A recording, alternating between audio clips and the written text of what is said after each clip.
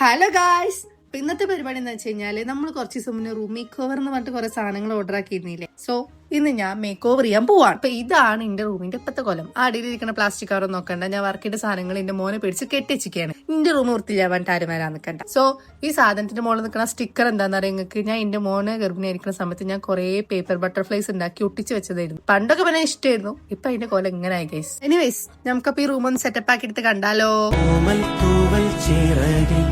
എന്നെ ചുറ്റും ചേരിയെ കാണാക്കാറ്റായി മറയാതെ